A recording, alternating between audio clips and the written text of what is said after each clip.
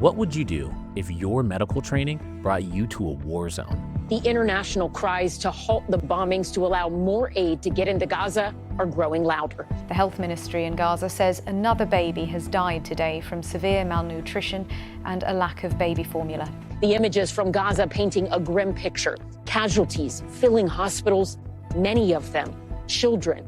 Today we have a story about finding humanity in the midst of war and the extraordinary courage and resilience of two friends of mine, both physicians who were far from home.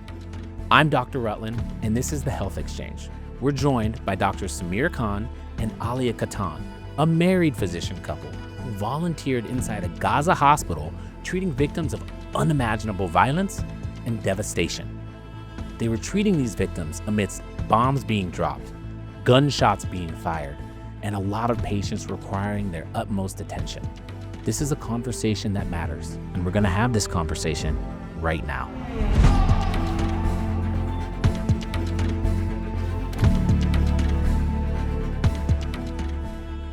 So, Samir and Ahlia, first of all, thank you so much for coming. I really appreciate you guys. Thank you for having us. Thank you for having us. And like I said, like for you guys that probably don't know yet, like these two have inspired me to be a better physician first and then a better doctor. I've met both of you at Hoag Hospital where we all work, right? Where we have worked together in the intensive care unit. And you've been at Hoag as an anesthesiologist for how long? 6 years or so. And then Samir, you came. Interestingly enough, I came when Ahlia told me there's a really cool guy named Jamie Rutland. So you got to talk to him.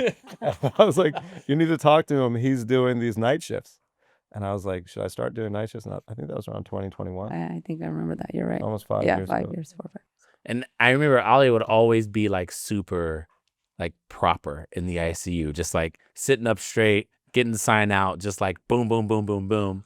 And then she would tell me about her husband. And I was like, I got to meet this guy. And I thought you were going to be like super proper or whatever. And you're like one of my boys. You're like totally cool, right? And you grew up in Philly, right? I did. I grew up right outside of Philadelphia. So you grew up in Philly and then you went to college At Brown. at Brown, medical school at At Penn State. Penn State. Okay. And Ahlia, what was your path? I grew up here in Orange County, and then I went to Stanford for undergrad and for med school and for residency. You stayed at Stanford the whole time. Yeah, I had a gap where I met Samir. Oh, nice. 1 year. 1 year gap.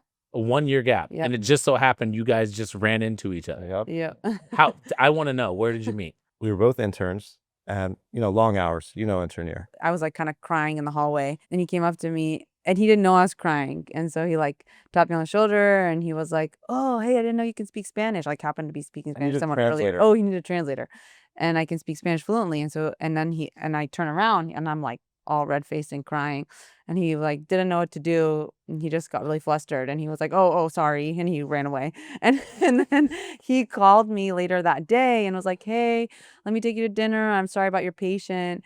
And I really didn't want to. Like, I remember the moment when he called me and where I was going and where street I was on. And I was like, fine, whatever. It's free food.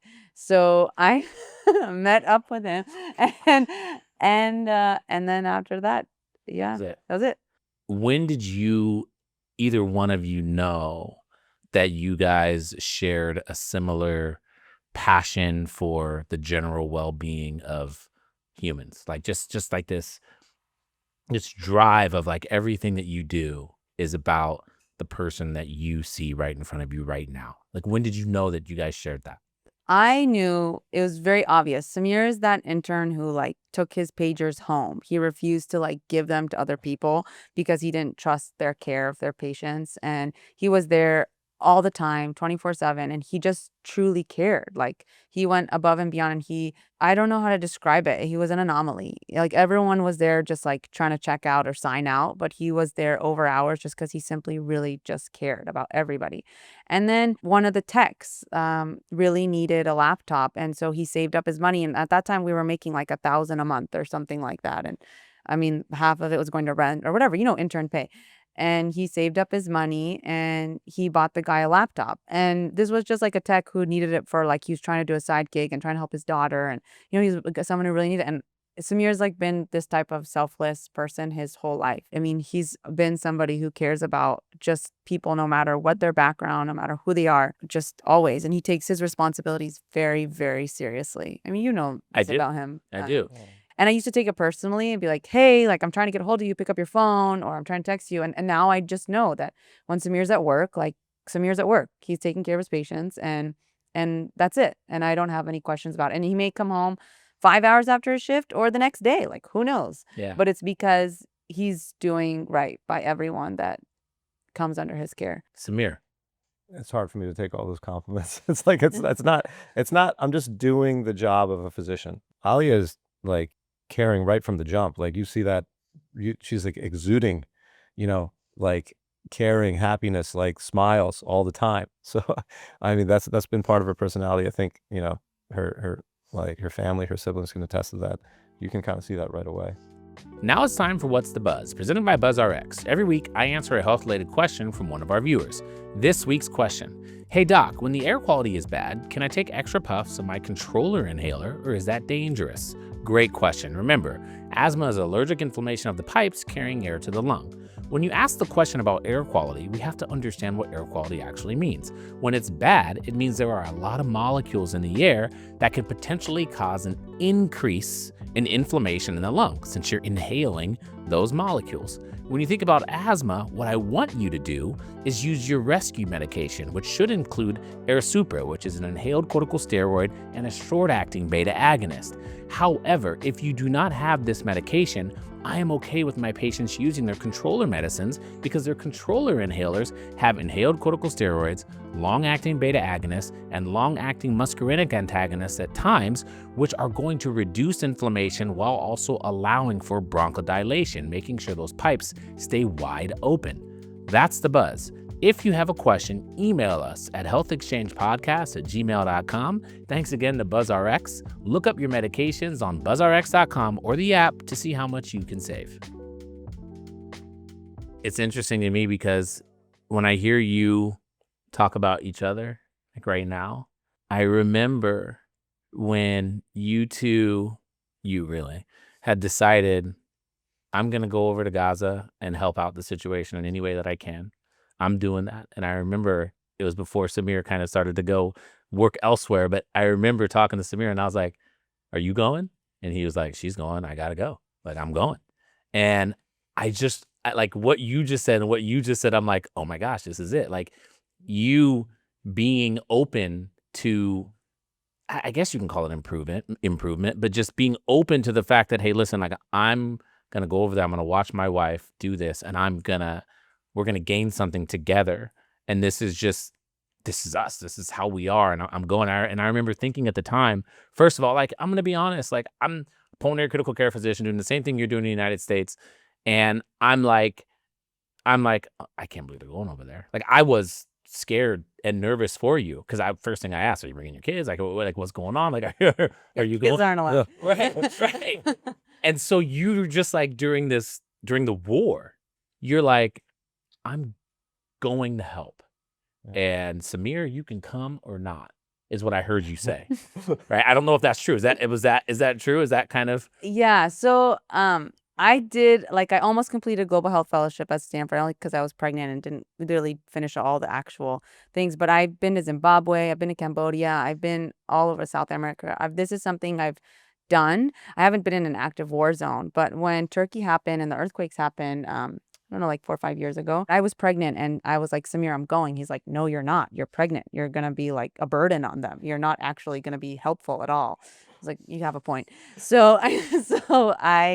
Then Gaza happened, specifically October 7th happened. And then, the reign of terror began on Gaza after that. And I said, Samir, I'm not pregnant.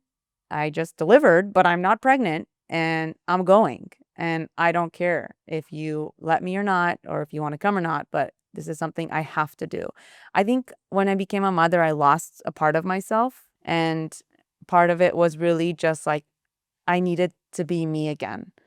And I didn't want to let that go. And I realized I couldn't sleep with myself. What I was seeing happening in Gaza hit me as a physician, hit me as a mother, hit me as a humanitarian, and it hit me just simply as a human. And I realized if something happened to me, yeah, but something can also happen to me on the 405. And that's the way I believe. That's the way I think, is that, your death is written for you, and somehow, and that's my personal belief. So it really didn't really make a difference for me. And I also felt like I'd rather be able to sleep with myself every night.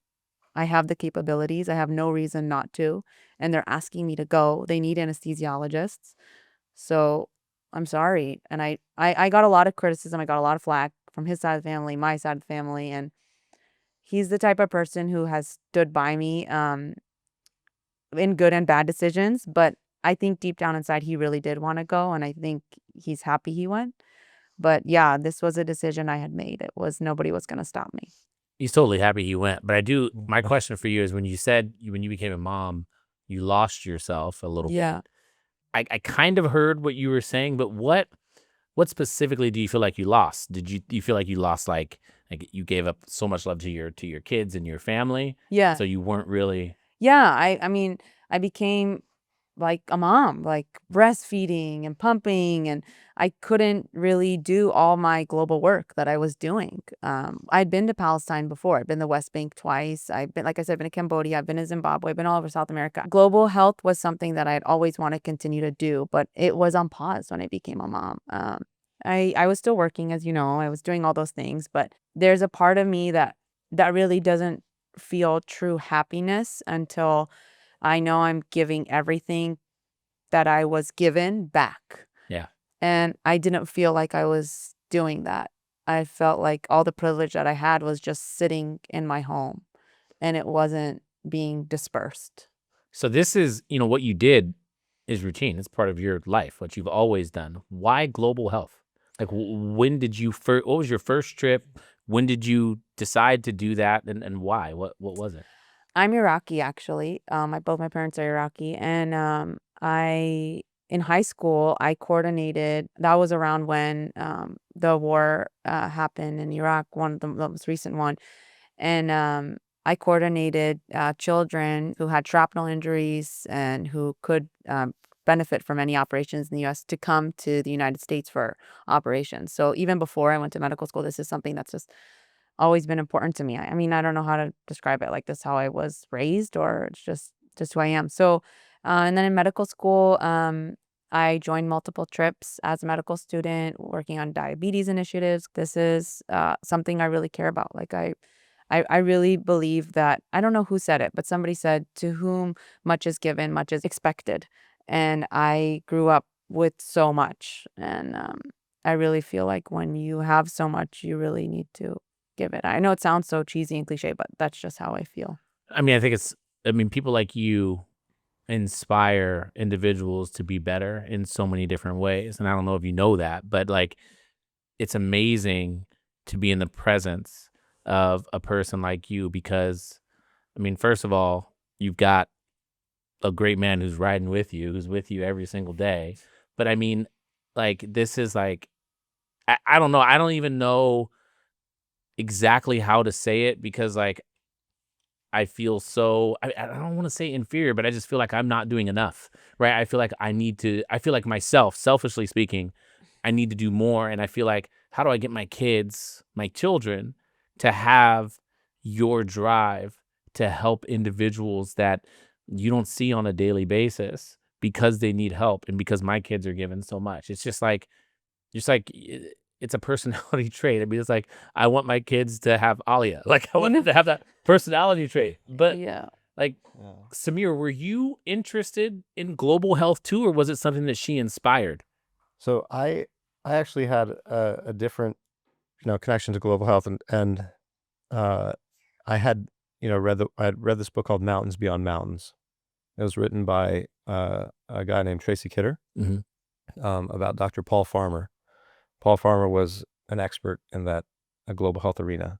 Had done most of his work in Haiti, and then even Rwanda. My brother, I have an older brother who's also anesthesia critical care, had worked with Paul Farmer, and had gone to Haiti, had gone to Rwanda. He would come to our house, he had dinner like with our family. Like my mom was his allergist, you know, he like treat his allergies and give him like samples of allergy medication. So, you know, through those discussions as an undergrad and, you know, as a med student, had this weird connection to global health that way.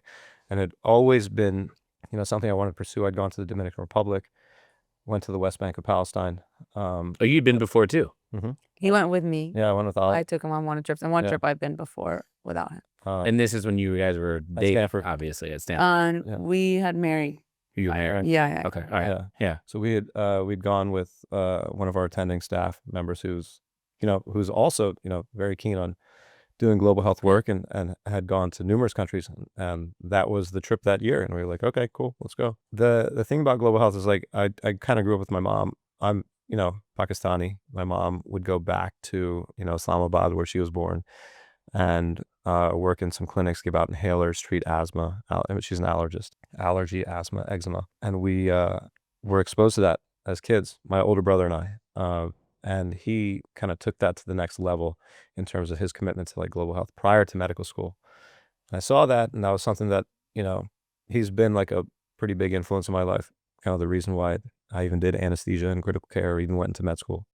I was going to be a teacher, like I'd done, you know, Teach for America, and went down that pathway, and then transitioned into medicine kind of through talking to him. So you guys get on the plane. You're on your way to Palestine in October-ish. My question, now knowing that you guys had been there before, now you get there, and I know that there were some experiences getting in. If you guys want to go into that, you can. But my first question, actually, like forget what is supposed to be asked. My first question is, what was the difference? And did you feel the difference between when you went that first time and when you went now? So the first time we went with a group called, it was like the Rainbow Organization. It's a children's relief. But it was like with Yeah. Palestinian. It was through Palestinian Children's Relief Fund. It was organized through Stanford. It wasn't a quote unquote war zone because it was in the West Bank, which is a different area of Palestine than Gaza is, and it was a little bit more coordinated in terms of. When you say different, what do you mean? Like it was more like what? It was more regulated. The streets were prettier. They were like, what do you mean? What do you mean by different? Actually, there's it's I would argue that the feeling of ease amongst us in the West Bank is different than, is not the same as it is in Gaza. Also, we had time to prepare for, like, you know, the West Bank trip and whatnot. Leading up to, you know, this trip to Gaza, we were scrambling to like get 80 suitcases worth of medical supplies, working every day. I knew that we were expected to be gone for, you know, 2 weeks. I hadn't even like really had time to process or reflect on the trip to Gaza until, you know, we were like walking down the stairs of our house, and my daughter, she's 6, basically said, am I going to see you again? Like, and I was like, that's when it like all hit. And I was like, and then, you know, Did you hear her say that too? My Okay. daughter asked me, she was not a fan of us going. She's very intelligent, and she knew what's going on. And she said, on one drive, like a week before we left, she's like, what happens if I become an orphan? Whoa, That's- your 6-year-old daughter said, Yeah. How did you feel like when Oh, she says man. that to you guys?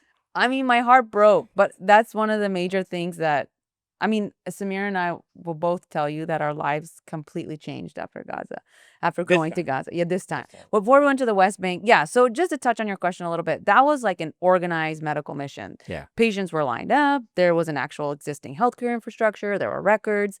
There were drugs. There were, you know, it's So the obviously hospitals were third world. organized, Yeah. the medicines were there. It's everything a was cool. third world country still, obviously. It's an occupied territory. But having said that, there was a healthcare infrastructure. There was no healthcare infrastructure. All healthcare infrastructure has been destroyed in Gaza currently. So we were expecting to not have any medications, any gas, anything, any supplies. So we went in when actually Rafah was still open. So we were able to bring in as much as we wanted. And so we that was as much as was allowed. And we brought in literally 80 suitcases of stuff amongst 5 physicians. And we were just like drugs and intubation supply, anything that we could think of that but we would need, assuming that we had nothing there. And so when we entered the medical infrastructure with the hospital, it's like I mean, the ED was insane. There's people running around screaming. I mean, medical students and volunteers are acting as physicians. And the There's entire community tents. There's like set up, people are living stepped up. in Yeah. tents in the hospital. Like Oh, a yeah. space like this has, 2 families, 10 Yeah. people, like in this space living.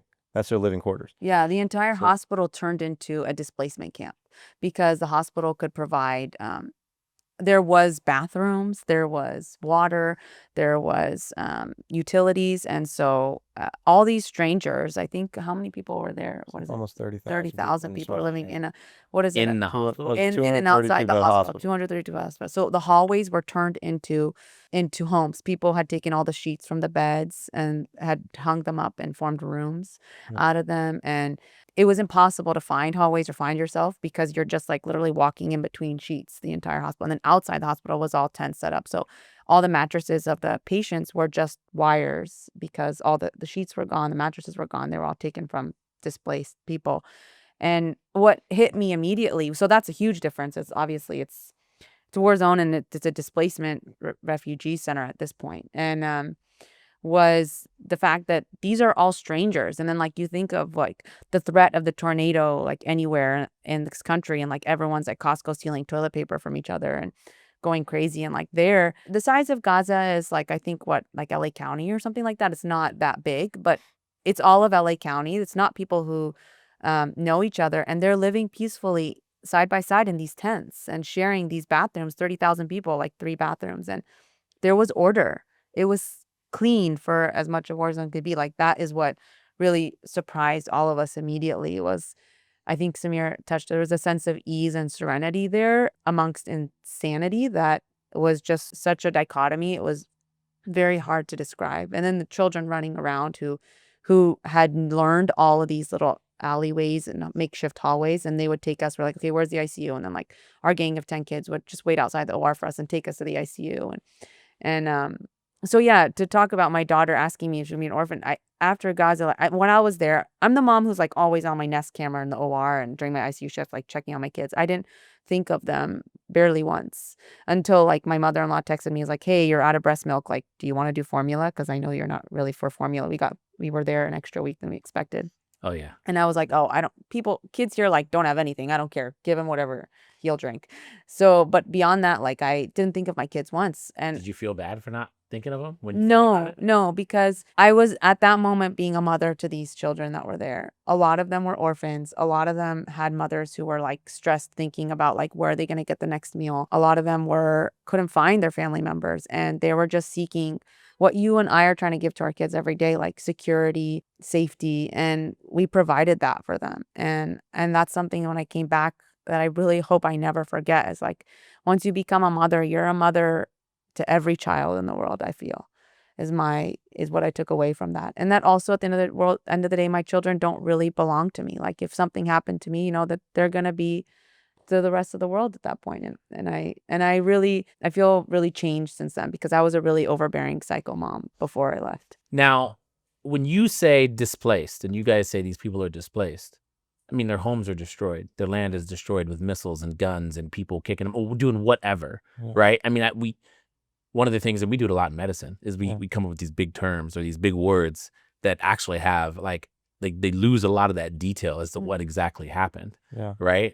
And so did you see missiles, bombs, places being destroyed, and you say, okay, more people are about to show up. We better make sure that there's room. Yeah, no, I think so when you sleep at night, you keep the windows open because the pressure from the explosives would shatter the windows. Oh my gosh. So you like, yes, so that is kind of like how close the explosives are. Ahlia actually was very, very close to them, because we actually, when we went there, we slept in different locations. And this is something that we realized that, the Gazans do, is that you sleep in different locations, because if one of you dies, then the other one can still, go home to the kids. You slept in 2 different places because you're worried that one of them may die, and that's what people did, because they wanted to make sure that their family could be taken care of by someone. So that's the reality of the situation there. So that's when you ask like, hey, how's it different than the West Bank?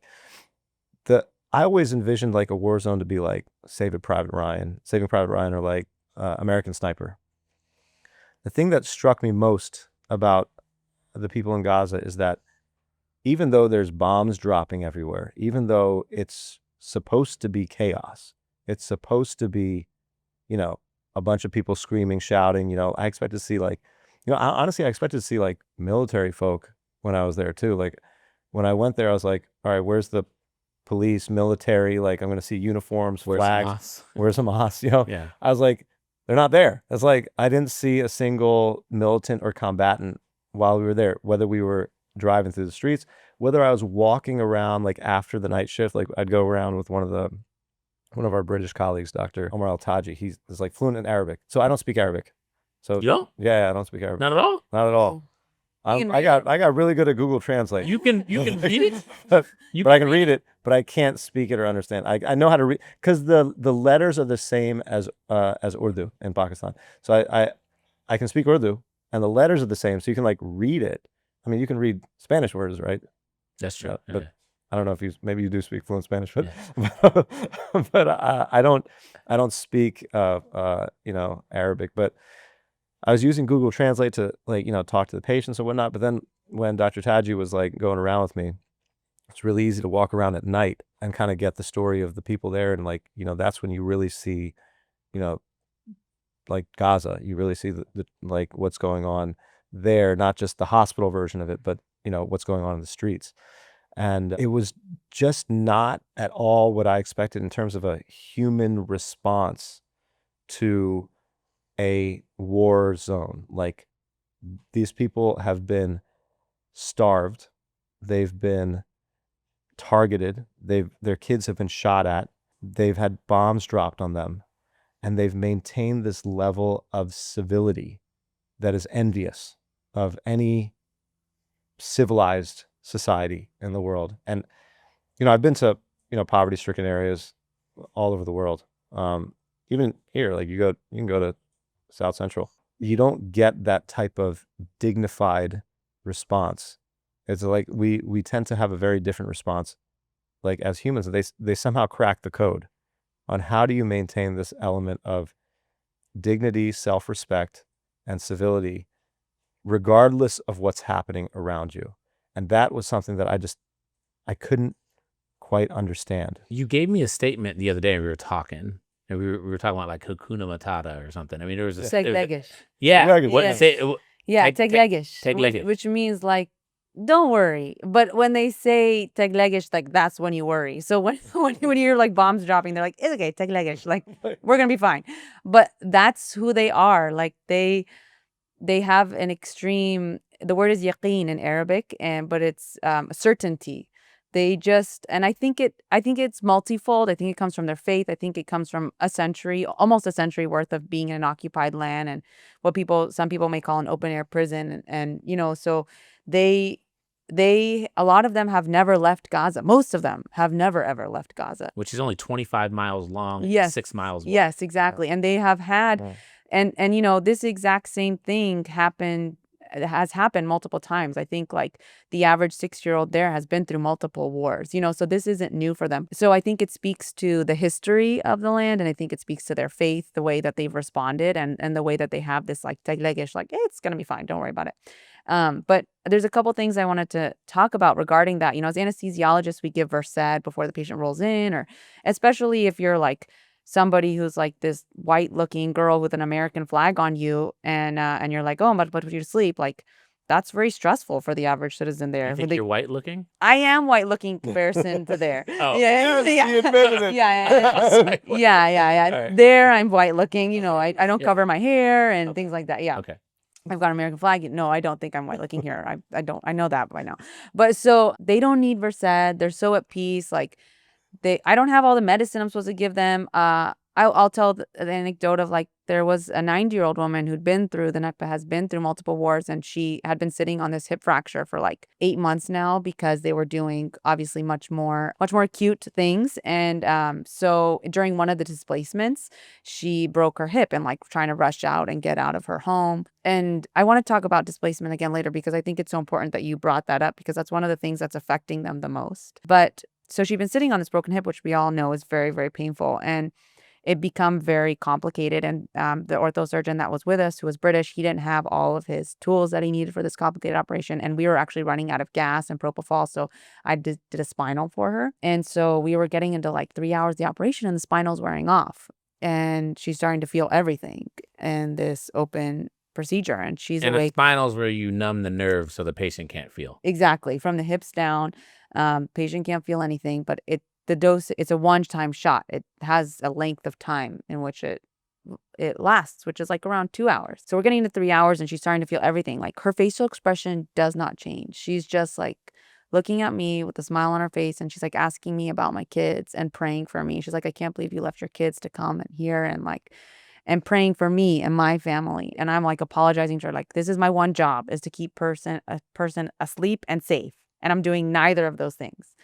And I'm like freaking out and sweating bullets. And I'm like normally a calmish person.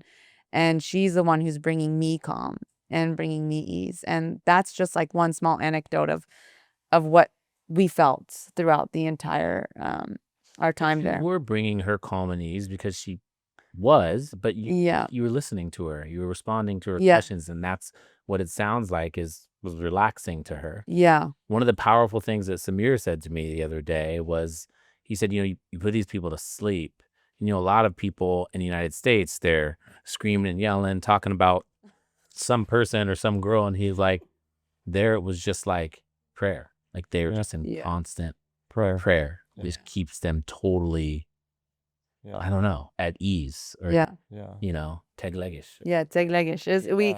We come back and it's that's like your subconscious. Yeah, that's your subconscious. And then they just have this smile and they say like Tlegish. That is, it's amazing. Now, you guys are talking about really like the human experience, but now when you get into really the hospital experience and the traumatic experience, we're used to, hey, go to the ER, wait in these chairs. The triage nurses are going to come up to you. They're going to get you into a room. Then the specialists are going to, the ER docs are going to see you. Then the specialist is going to come, evaluate you. Very organized, can be chaotic in certain places, right? But like, what was it like there? Yeah, so when we first got there, Rafah hadn't been invaded yet. So there was like the pending Rafah invasion. I don't know if you remember about that, like last year. And when we were going, everyone was saying Rafah's going to be invaded while you're there. We were like, Tlegish, it'll be fine. And and Samir, like Samir said, we were sleeping in different locations. Samir was sleeping in the hospital, and I was sleeping in a quote unquote safe house in Rafah. And that's how far away? Maybe like a 15-20 minute drive. Yeah. And Rafah got invaded, and we were in a quote unquote safe house that was designated by the Israeli forces to be supposed to be like safe in that home. So because we were coordinated with the WHO. And that night, Rafah got the invasion started. And what date? What was the date? I think it was like May. Right around your birthday. Yeah, it was like May 14 or something 11th. like that, mid-May. Yeah, 11th or... Wait, you're back in May? No, we never went in October. We went in May. You went in May? Okay. Yeah. April to May. Yeah, April to May. And flew out on my birthday. Yeah. My 40th birthday. And we were supposed to that was my fly 40th back. birthday gift. Yeah, for me. We were supposed to fly back on Ahlia's birthday. Yeah. But we had to remain there because of the invasion. So I was texting my dad that night and my mom. I said, I'm pretty sure I'm going to die tonight. Like the bombs were so close. I was. You were scared? I was beyond scared. I was telling Samir, I was like, and I wasn't able to text him because he didn't have service, but told him like it's over. And like I knew we were not safe. We all knew we were not safe. We're like, this is not a safe house. We need to get out immediately. So you're hearing bombs? Yeah. And You're so that hearing was the thing. gunshots? Yeah, that was the thing that I realized. Everyone said nowhere is safe in Gaza. And in this designated safe house, I was not safe. And I was under the How many people were WHO. with you? All the girls were there from the trip. And so there were like 3 or 4 other girls. And then the head of our mission, who was a male, and a couple other surgeons. So there were like 7 of us. And we were like, we need to get out now. We need to get out of Rafah. And we were coordinating all our movements with the Israeli forces. And we weren't allowed to move the house until they gave us the okay. And they weren't responding to us. And The Israeli forces weren't responding to you? No. And so they were busy invading Rafah. And so we were so stressed, and we were like, this is over. And that's when I really felt like, okay, nowhere is safe. And from that moment afterwards, and then we moved to the hospital the next day because we were like, we're not safe here. All the mass casualties that were coming in, we felt, like you said, people's homes being lost, and now they're now being displaced. And we were seeing we were seeing trauma to subacute trauma before the invasion of Rafah, and then moving forward, we were just seeing mass casualties. And everybody that we tried to save after that basically died. Like I had a 4-year-old who came in with 80% burns, and his whole family was dead, except his sister, 12-year-old. They both came in together, and I tried so hard just to like give him fluids, to keep him warm. I had very little resources, and he died in my arms. I then took the 12-year-old to the OR afterwards for some shrapnel in her brain, and I couldn't wake her up. I was stressing so much because I was like, this is the last person in this family line. Like, I need to wake her up. And it just, like, I broke down in that moment. I had a panic attack. I'd never had one in my entire life. And I was like, this is a panic attack. And I realized these healthcare workers, the Gazans themselves, who've been stepped up for the past year, now 2 years, and this is their own people. Like, I can't imagine the level of anxiety and stress that they're feeling. And they're under target as well. And they're not getting paid because the entire ministry is destroyed. So they're doing it for free. They're under target. It's like, it's just, I felt a small moment of what they felt, that pressure, and I broke. But she woke up and she was fine. But It's fine. yeah, I hope she's still fine. We saw mass casualties after that. And that was, I mean, Samir will tell you about a couple cases he took where there were like 5 different surgeons working on them, on the patient all night. The environment is such that when you hear that there's a mass casualty coming into the hospital, like, and I worked at a trauma center, so we'd see like maybe 1 or 2 like come in at a time, and then you divert the other ones. Like if there's like a mass casualty in like South Central, they'll go to like, Harbor UCLA, and some will go to another, county site. Here they all just come there. So it's not uncommon to see, 8 or 9 people just get dumped into the ED, and then another ambulance shortly after with another 8 or 9 people, and then another one shortly after with so They had ambulances? they had ambulances. I don't know if I would call them Cars that ambulances. would bring people. Yeah, like vehicles so they're clearly labeled ambulance, but a lot of them are actually even targeted as well. Jeez. So that like and we have images of ambulances like that have been, clearly targeted, struck by, you see like bullets and even like, missiles. And it's clearly labeled, like these are, paramedics coming in. Sometimes like ED physicians will go out, see if they can help somebody.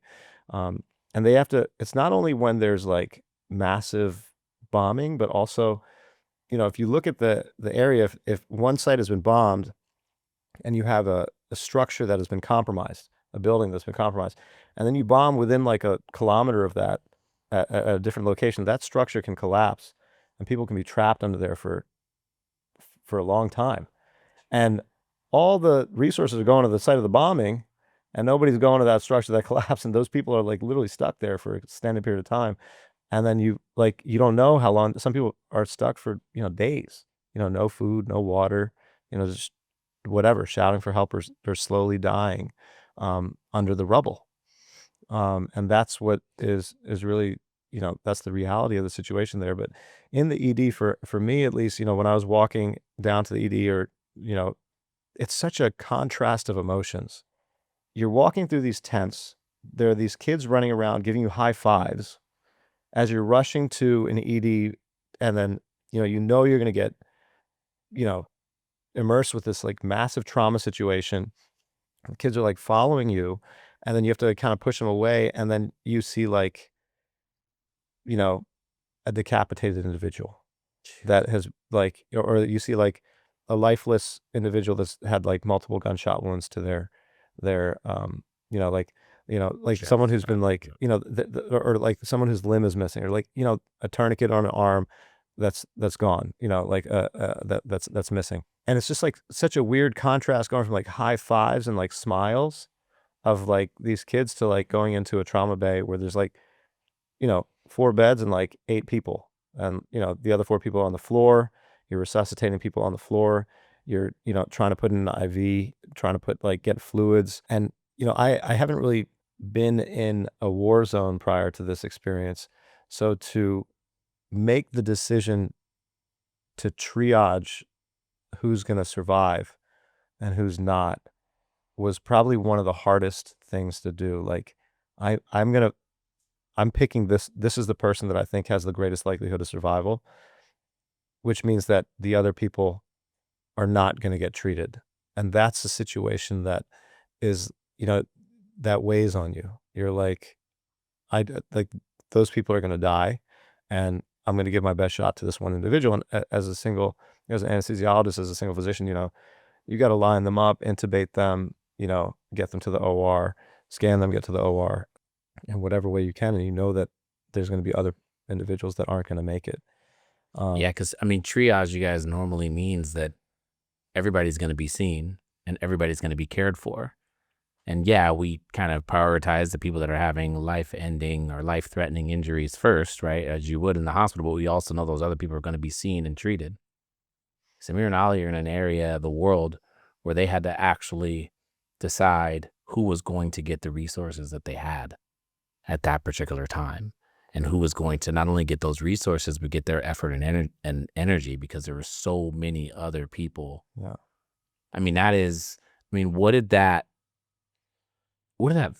feel like? Did you ever think that, oh crap, I chose the wrong person? Yeah, I mean, I think Samir and I talked about that all the time. We were like, I feel like I'm playing God, and we actually laid heavily on the local doctor's expertise because they had become so good at this. Yeah. They would be like, no, let's work on this one. They picked up on these things and they become very good at it. And it was, I mean, I had during the invasion, it was a ground invasion. I came to the ED during a mass casualty, and I was like, how can I help? And an 18-month-old was thrown into my arms, and she was lifeless. She was pale, she was lifeless, and there was no pulse. I put her down. I've never done CPR on an 18-month-old. I started to do CPR. I intubated her, and I got help, and we were doing CPR, and I was looking at her body, and she was completely pale and lifeless, but there were no marks on her. And so I was really confused. And we learned that a lot of these patients came in with a lot of barotrauma, because the types of bombs were used were thermobaric bombs. They're bombs that like suck all the air. So like even if you're in the vicinity, you just end up having like your lungs implode within you. And you have such horrible shear and trauma injury from just like negative pressure that you just die. So I assumed that was her case. So I went to go intubate her, and no blood was coming out. And I was like, and then a local came up to me, and this is how they communicated with CTs, because there's like one working CT maybe in one part of the hospital, and you take a picture of the image with your phone, and he showed me the phone and the image, and it was a bullet in her head. And then I looked at her head, and then obviously I saw like there was some blood, and I saw the bullet entry, and their point was like, let it go. You know what I mean? Like, this is a lost cause. And I remember walking away like, I've never done CPR on like a chest that small, and like thinking like I was just jarred. And Samir and I would take shifts because the ORs were just so busy, and they needed so much help that like he would work all night until he could stop, and then I worked until I could stop. And so I remember he was out now in the hospital, and I was like, he's not going to believe me that this happened. So I took a picture at the foot of her bed, and then I went and turned around and like went to the next person, and I was like, yeah, people were so terrified and loss of their families. They were insisting on having their like loved ones brought in, but they were like decapitated or whatever. And you were just like, okay, this is not, you just walk. There were some cases that were just like, obviously like, this is not going to help. But then there were some that nothing is going to help. But then there were some cases where like you took the chance. And I think Samir worked on somebody for like 36 hours straight, like being their one-on-one physician. And then they died because of a lack of dialysis. That was heartbreaking. But that was the guy they thought died. Yeah, he didn't die. I had transferred him to the ICU after the first surgery, and you don't have like the typical pumps that we have, like, your Alaris pump. Like, I'm going to drip epi at, 1 mic per minute, like, I was shooting an epi into like a 500 cc saline solution and counting the drops to calculate, how much I'm giving this patient. We brought epinephrine, vasopressin. I even brought like albumin. I was like able to get like albumin in there. And I remember able to get like some good medications in there, but we exhausted all of them.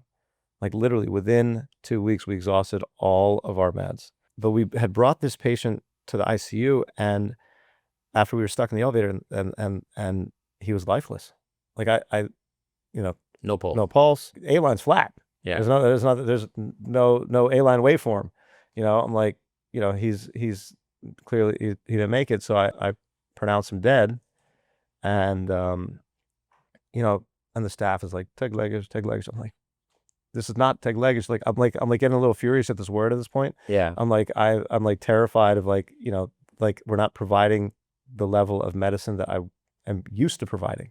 And I was just like, okay, he didn't make it. It was 3 a.m. and I went back to go to sleep, and then I get a message from Ahlia, a phone call actually, and she's like, hey, your patient's going to the ED. They're going to the OR.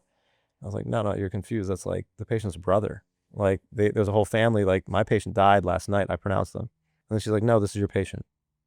And I was like, got up and I went to the OR. I'm like, holy and I know, like I told you, I know exactly how she said that. I mean, I could just see that conversation taking place. Yeah, like, this is your patient. It just totally calm. Because normally people will be like, it's your patient. And I was like, no, it's your patient. It's your patient. You gotta come. So I go there and we treat them. And we actually able to debride the wound and like treat the sepsis and whatnot. But he could develop an AKI, and we didn't have CRRT capacity. Acute kidney injury, continuous renal replacement therapy. And we didn't have that capacity to provide CRT while on pressors. He was actually like not on as much pressors because he's like improving, but his kidneys to work to like. So the only CRT capacity was in a neighboring hospital. You can't get the device here. So he died from like something we could treat, like CRT. And I was like, this is like we almost saved this guy. So when you think about that experience, and you think about American healthcare and everybody upset and arguing, like, what do you think? Like, are you just like, listen, we got it good. Like, I don't know what people are like, what all the fuss is about. Like, honestly, I'm serious. Like, a serious question. Like, what do you think? We have resources here. We have tools here, but I will say this: the level of commitment and care that their staff and physicians provide far exceeds anything that we provide here for our patients. So when a trauma came in, I noticed like randomly there's these people that just like ran inside the hospital, like, where are you going? You're going the wrong way. We got to go to the trauma. And they would go to the blood bank to donate blood from their own malnourished and anemic bodies to provide the blood, whole blood, to help any potential trauma that would go to the OR. They went straight to the blood bank to donate their blood. I can't imagine that they would go through, and maybe tell me differently, that there was like this extensive, is it a match process? A lot of them share the same blood type because they're A all, lot a lot of them are families. only, it's They're like all Gaza, they're all like living everyone's at in Gaza. 25 by 5. Yeah, right. Yeah, so it's like 90% are like O negative or something, like, I don't know, something crazy. Yeah. Wow. Yeah. They do check the blood. Yeah. Like I donate blood. Yeah, we both They're like, donate hey, blood look, over there. Yeah. I was like, when I saw that, I was like, Yeah, what are we doing? Yeah. I gotta donate blood. I was like, guys, donate all, like, not all my blood, but you can take two Right. rounds from me. I'm like, because my hemoglobin is like relatively normal. It's like around like 15, 16. Yeah. I mean, these guys are anemic. Their average hemoglobin, like at least from the ones that I saw that were donated, were around like 10. Yeah, for they're adult lacking all males. nutrients and Adult males, and they're lacking nutrients, they're lacking like vitamins, they're lacking, like, they're all malnourished and anemic. And like, you're donating blood from your own anemic body. yeah. And you're malnourished. And you were talking about like the ambulances and people stuck in the rubble. All the people that are like driving the ambulances or going and trying to rescue people from rebels are just civilians who are just stepping up, trying to like help their society. And we don't really have that here in America. We don't have that cohesiveness. We're like multiple states and they're fighting each other. You know what I mean? Like, there isn't that unity. So yes, obviously there's the disparity in healthcare, and we come here and we've just got like excessive amounts of resources, but the level of care and investment, like Samir said, is completely different. So, I mean, yeah, when I came here, I was like, oh my God, I have every single drug I want. But I was used to seeing that disparity and doing global health. And you learn to turn a switch on and off, and you learn context. So it's like, of course, it was a shock when we came here, but I think the shock was more just like the abundance of everything, like food and how many shoes our kids had. And like, you know what I mean? Things like that. It was the healthcare Why'd you say part. shoes and give me a look? Yeah, not at you. I didn't. Someone's I insecure about it. Right, I saw that look. How many shoes We're my kids looking at have? your shoes every time you step in the hospital. Like, yeah. I noticed that's a different pair. No. But like the kids, they're running around without shoes. And that was one of the suitcases we brought, was like a suitcase full of kids' Crocs, and they were fighting over those Crocs. Like they just wanted something on their feet because they knew summer was coming and they were going to be displaced to the beach and the ground was hot. And then we came home and like our kids have like whatever 5 pairs of shoes. It's just like it's insane, and so I think we were more bothered by that. Healthcare wise, like I think we're used to the disparities.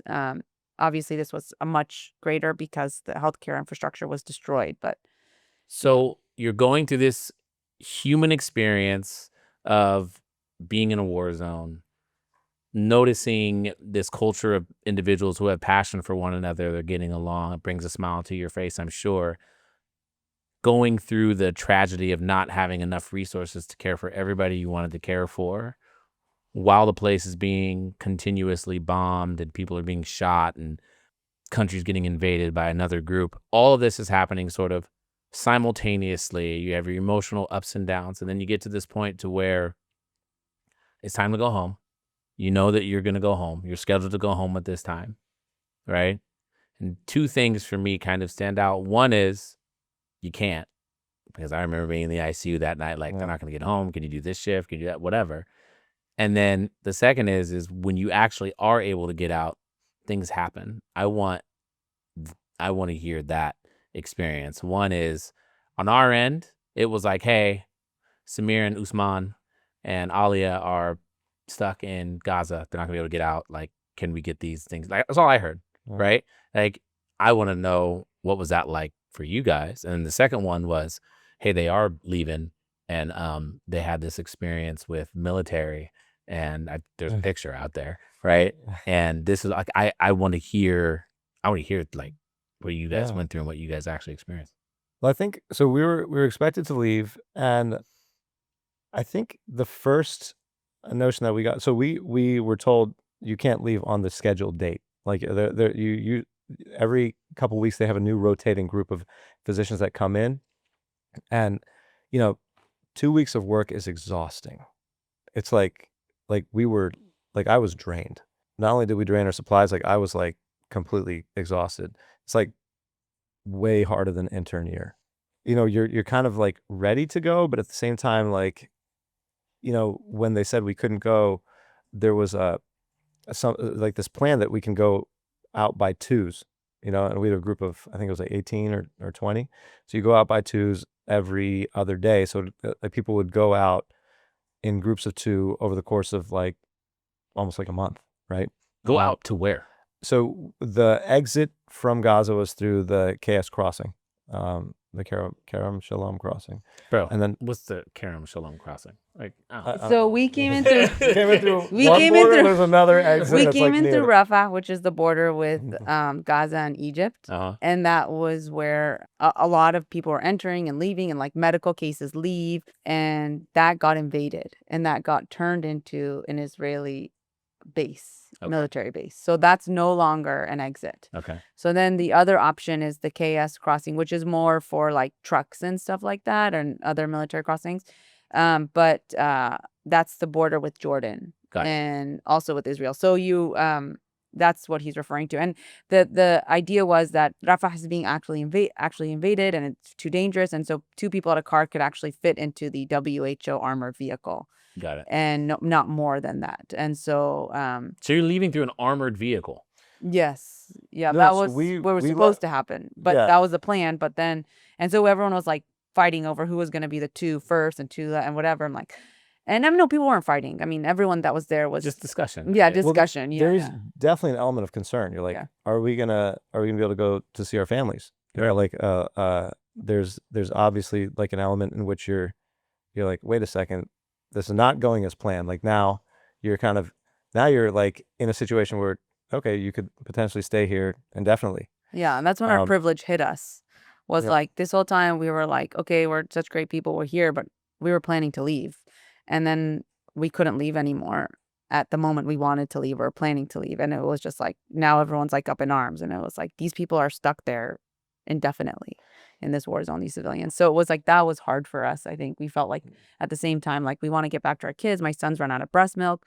He needs me. And at the same time, we felt like so guilty that we had the option to leave and that we were complaining that it was going to be delayed by like a couple weeks or something like that. So I think that was something we really struggled with morally. Tell me about the tank pointing the gun at you. So That's, I mean, honestly, like, well, that's I I'm know. like, I mean, it's No. not every day where you like see, So- I remember getting that picture from somebody So- during the thing. Yeah. And before I tell you about that, the emotions that you feel when plans go awry, because the Gazans have gone through plans gone awry on a regular basis. You know, like we just had a little taste of that, like a little breeze of that when you know, the Rafah border was invaded. We had a little breeze of that when, you know, Ali was displaced like one time. You know, like these people are displaced all like multiple times, 20, 30 times, and it's very, very difficult emotionally, physically, and you know, you start to get suspicious. And I noticed within myself, I would have like these random thoughts of like not good thoughts. Like I'm like, well, why is that person ahead of me in line to like leave? You know, like why is that person like, you know? And these thoughts kind of plagued my mind. And then I realized that like the antidote to that is just Tlegish. And I was like, that's when I kind of finally like, Understood. I was like, oh wow, it's like Powerful. it's a very powerful thing. It's like there's more than just Hakuna Matata. And then once you're able to kind of get peace with that situation, like these are the circumstances that you're in, don't worry, it will work out. We eventually got to the point where we all were able to leave, you know, Like one morning like they were 7 just like, all right, everyone, you can go now. but not everyone. Yeah. Not everyone. It was just the American and British like citizens. Yeah. Anyone who didn't have an American or British So- passport could not leave. So we had Omani, Egyptian. There's people part of our we had group that doctors who were from other places, and they had to stay back, and we felt horrible about that. And actually, initially, the Brits were not included. It was just the Americans, because it was like people that were negotiating on our behalfs here, and then the Brits were like, "Hey, what the heck?" And so they were able to jump on too. But it was hard to leave our colleagues behind. But yeah, we were driving back through this very long and twisty border. I mean, not border, but path. And we get to one of a checkpoint, I guess, if you want to call it. And these tanks come, and we have American flags like all over our, like WHO. We're doctors on our bus, whatever you want to call it. And these tanks just sat there pointing at us like directly, like from the camera to here. Didn't you get for like see a 3 tank, hours? like, come? Yeah, Or one did you, came like- this way, and then this came this way. Yeah. Yeah, and they just So, like- cornered us and just did for Yeah. 3 hours just there. And we were there's like- firing going on. I really don't think those tanks were firing. I think it must be Yeah. like other tanks that are firing. But there's like missiles dropping and firing going on in this environment as you're trying to weave through in a like a bus. We're like not even in like we weren't in an armored vehicle. We were in like a regular, you know, not a school Yeah. bus, but like a van, like Yeah. Yeah. and we like packed everyone in, and you know, we're the image that you saw is you know, I don't know why I had, you know, why I took out the phone and like took a picture of a guy in a tank pointing his like, you know, Gunny. a gun at us. But you know, in that picture, it's really unique. I didn't notice this until later on. You see the rear view mirror, and our driver is local Gazan, straight just Tlegish. He's like unfazed. Yeah. He's like unfazed in that photo. Meanwhile, we're gonna die. Like they're not gonna let us through. Like someone call someone to get us past this tank. And meanwhile, to our left, there's another tank rolling up as, you know, we got stopped, and they're not slowing down. They're like rolling up full speed. I was like, is he gonna run us over? Like this is not. And you see him from like, you know, 800 yards out, kind of, you know, and the dust kind of like going up, and we're like, he's coming directly at us. Like no one else here, it's just us. So that moment was definitely a fearful moment, but it's hard to describe the exact emotional feeling that we were having, because we're leaving Gaza with this sense of privilege and this sense of entitlement. And it's just like this feeling of guilt. Yeah. Just leaving. And then you go into the scenario where it's like fear and, you know, we may not make it out of here. This, you know, teenager, whoever's in the tank, could just fire at us, and, you know, no one would bat an eye. You know, no one would say anything. And that type of behavior is not uncommon. We were eventually able to get through, and we were able to go to Jerusalem to have like a day to decompress before we flew back to the U.S. a couple of our colleagues went, they were like, okay, if we're here, let's just go sightsee.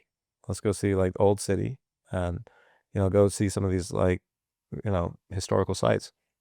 They woke up early in the morning to go to one of these sites, and they were actually assaulted by Israeli guards or military that just patrol the streets. So that was when you asked. When you say assaulted, you mean somebody put a gun in somebody's back. Somebody put a gun at him, and then they Kicked him. kicked him and knocked him to the ground. So This was the British guy, or this was No, he's an American. this is an American guy. I mean, we all carry our passports, and we're like showing our passports around. So he, and I work with this vascular surgeon. He actually had like a back injury from surfing like months prior, and like had to cancel cases for like a week, and like re-injured that injury while he was there. So it was just that level of, I call it chutzpah, to be able to have the audacity to do something like that, and like be so confident that there's no repercussion coming back your way. Jeez. It's just it's something that's very fearful. Yeah. I hate to transition to something a little bit more fun and upbeat, but I want to we call it rapid rounds, international edition. I'm going to ask you like a question, and I just want quick responses. We take turns. Visceral response. Take turns or whatever. Got it. Okay. All right. Most creative medical workaround you had to use. You don't really do high spinals, which means like numbing up above your abdomen or up here for like traumas, because it's dangerous for so many different reasons. But like we said, we're running anesthesia. So we did high spinals where patient would be completely awake from here up, but they were having like an open chest, open abdomen operation. Yeah. So we did, those were something we never done here. Until they like hit the cardiac accelerators. Yeah. But we had to operate in the PACU. We did a full-on operation in the PACU, and I just used ketamine and prayer. Yeah. I was like, just a lot of ketamine and prayer. We'd run out of narcotics at that point. What was the hardest goodbye? And I know it's not really goodbye for you guys, because I know there's some we're going to get into that you guys are providing and doing, but what was the hardest goodbye? While I was there, I was pumping because I was hoping to come back and still be able to breastfeed. And pumping in a war zone is like insane, and especially in a hospital where you have like the entire hospital's invaded by everyone. There's no private space. And there was one nurse there that like always took care of me to find a private space. I got sick a couple times there because it's just like, it's become a third world country in terms of infectious disease. And everyone was like fighting over tea and coffee there because like they were running out of all resources, and she would always bring me a tea, and they were running out of Tylenol and everything. She always tried to take care of me at the expense of herself. And that was one of the hardest. I couldn't even say goodbye. We were told like last minute, and I could have made the time to go and run and find people, but I was scared. I couldn't say goodbye. The anesthesia techs, Yeah. who are so good that I relied on them significantly to do anesthesia. They know they read Yeah, Miller the techs are anesthesia better than our textbook. anesthesiologists. They know Yeah. they know the anatomy better than I do. Wow. They're phenomenal, and they're technicians. We didn't get a chance to say goodbye to them, but I do have their numbers, so I still communicate with them. I'm sure it was full of this, but one moment that reminded you why you became a doctor. I was talking about that family of the 4-year-old and the 12-year-old. One of the nurses in the operating room came down to help, and because everyone come running in, and it was his cousins that all died, and he just started to break down. And like men and women don't really hug each other there and stuff like that, but I just like picked him up and I held him, and I just whispered like prayers of ease in him, and I was able to be there for him in that moment. All the other moments of being a doctor felt so futile there because I didn't have what I could and what I knew was less than. But being able to be for him in his one moment of weakness, because there's so few moments of weakness in these people, and to be that person for him there, I felt so lucky that I was a doctor and was able to do that for him. Do you remember what you whispered? Alhamdulillah, which means just thanks be to God. Yeah.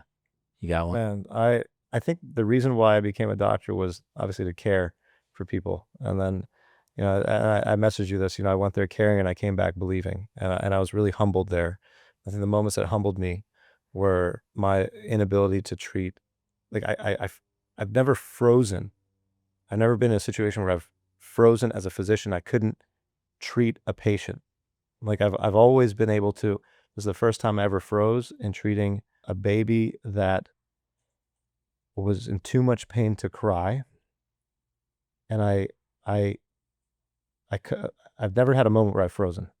I don't know how to explain that. Yeah. And then I've never pronounced someone dead twice. And that was our patient that we, I pronounced him, and then he died after we couldn't provide him with dialysis. What's the first thing you did when you got home? Oh man, we got just swarmed by our kids at the airport. Yeah. And there was like our kids, like my mom and dad were there, Ahlia's mom and dad were there. They were all flipping out. They were just all, Because like it was drama. So when we arrived, they were just like so happy we were home. My son he's very emotional. My older son, he was 3 at the time, or 4 at the time. And he just like wouldn't let go of us. And he keeps saying till now, like, please don't ever go back to Gaza. Like they from that small moment of trauma that they experience are emotionally matured. So it just made us realize what the children are accelerated there. You know what I mean?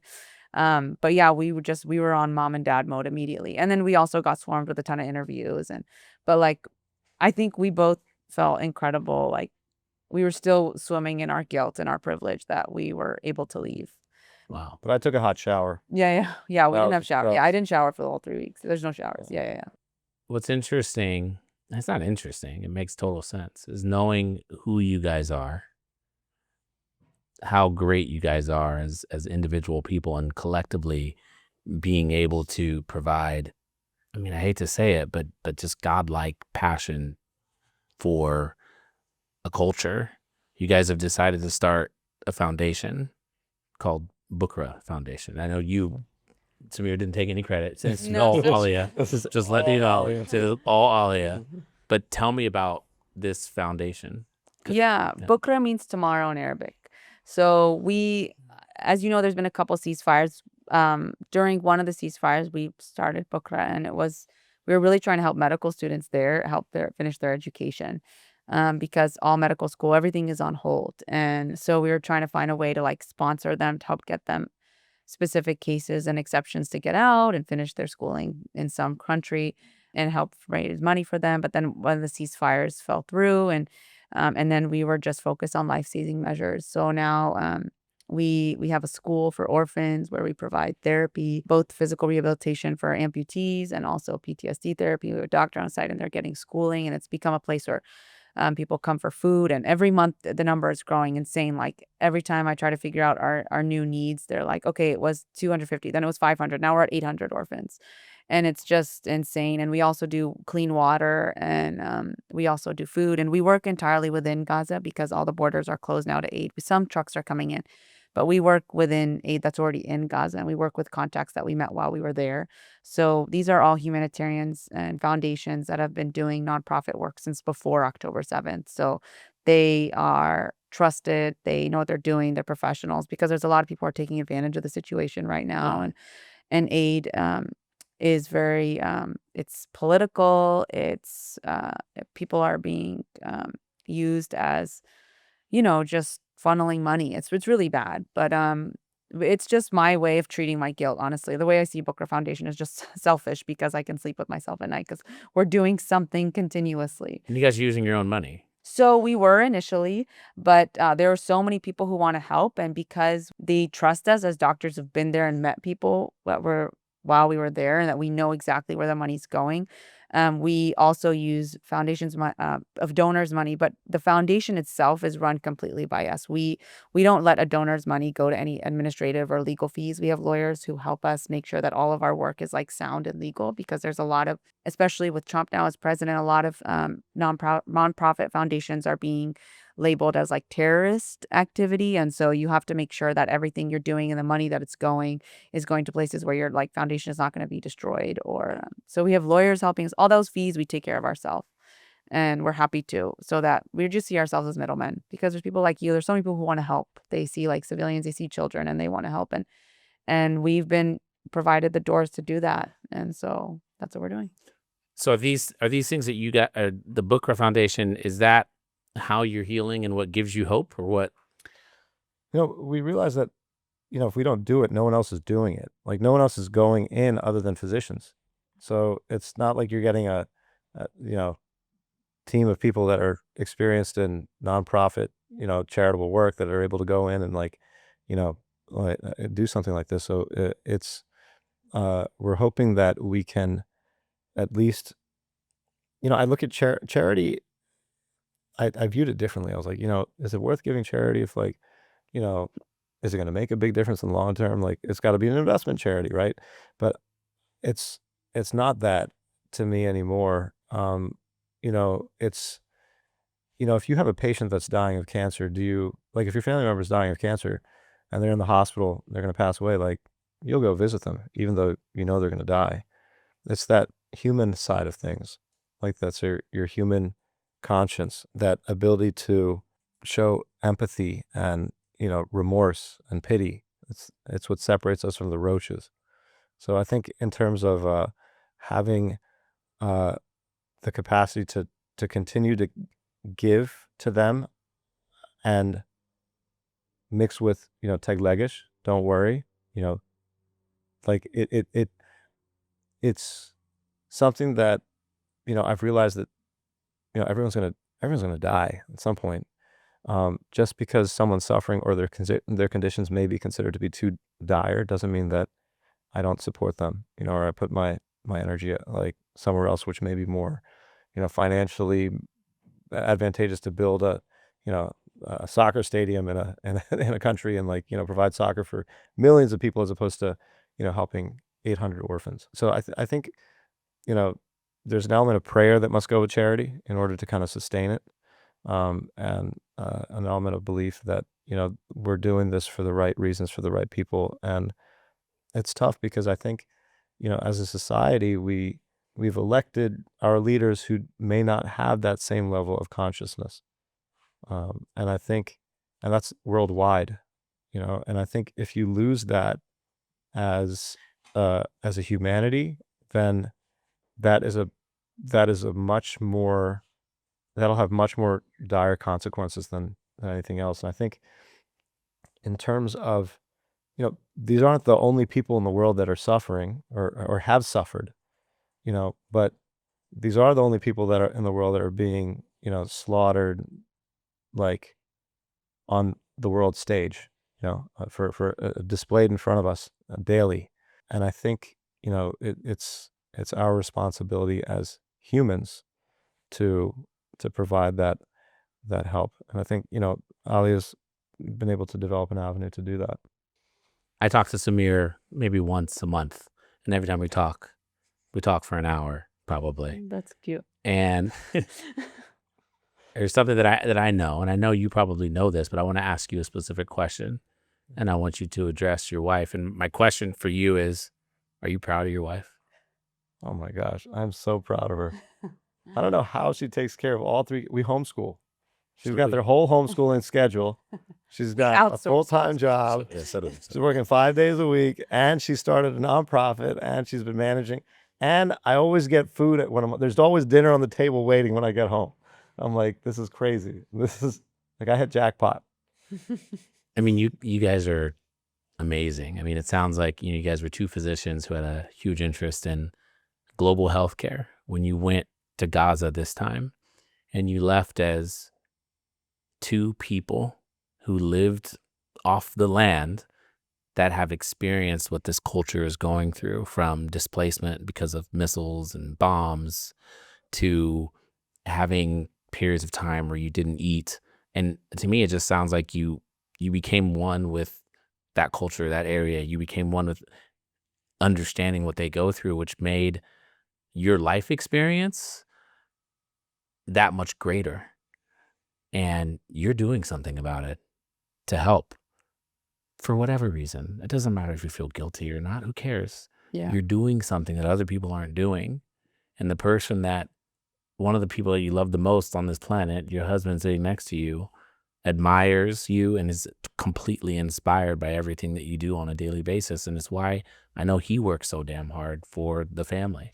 And I think it's just beautiful to see, as your guys' friend, Mentor. It's please get out of here. I mean, I think I just think it's absolutely beautiful and wonderful, and it's like been an honor to have you two on the podcast, because I think you guys are phenomenal people that I admire so much. I appreciate it. Yeah, right back at you. I mean, I remember the conversation that we had with Samir on ICU. I'm like, Samir, you got to get in the Hogue ICU. You're gonna really hit it off with Jamie. I do remember that, and I'm really, and I said it at the beginning off air, and I really mean it. Like these are difficult conversations to have, and it's great that you brought us on and you gave us the opportunity to speak, and you asked what how are we healing. This is a part of how we're healing. Is before we left, they asked us, just tell our story. Just tell everyone what you saw and tell our story. That's the only thing they asked of us. And you're giving us that opportunity. And so we appreciate that, and your whole crew. Listen, I think that, again, you guys are amazing, and I know that you guys have made it, you're telling the story. Where can individuals out here who are watching this and listening to this, where can they find the story that you want to tell? Booker Foundation? Yeah, Booker Foundation. What's the website? BUKRAH foundation.org. And we're available. You could just contact us, email us on there. But yeah, a lot of the work that we do on there is on there. I don't really have an Instagram, but we have somebody younger who helps us get the Instagram going. It's not that up to date, but it's all over social media. The stories are all there. You just have to look. Everything is there. And I think that people are slowly learning about it, especially I think since the most recent war with Iran. I think that people started to get a little bit more involved. The more layman people started to learn a little bit more and hear about what's going on. But it's affecting us all, like Samir said, because our children are seeing this. Our children are going to learn about how we all just stood and watched and didn't do anything. And, I think Samir, a lot of his close friends were like, why are you doing this? Why are you going? You're going to get hurt. Like, you were not the biggest fan. And Samir's like, I want to be able to tell my grandchildren that, like, we saw a Holocaust and we did something, and we got up and we did something. And I think that we are proud that we see ourselves as greater than our little bubble. I'm comfortable saying I understand why you went. I respect why you went. I don't know if I'm going to do it, but I will contribute to it as much as I possibly can in whatever way you guys allow me to from here. But I get it. Like, I completely respect it and feel it. And again, I want to thank you guys. Thank you guys for watching and listening. Obviously, we're on Instagram at The Health Exchange Podcast. You can get us everywhere you get your podcasts. You guys are going to hear this story. I hope you learn from it. But again, I appreciate you guys being here. Thank you. Thank you.